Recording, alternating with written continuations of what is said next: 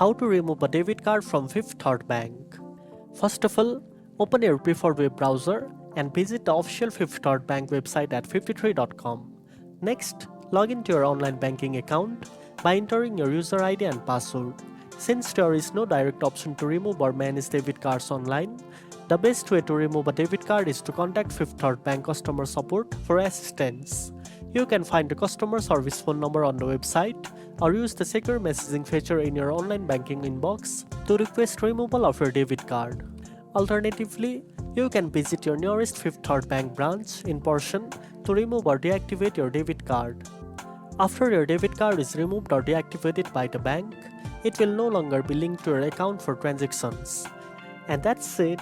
Now you know how to remove debit card from Fifth Third Bank.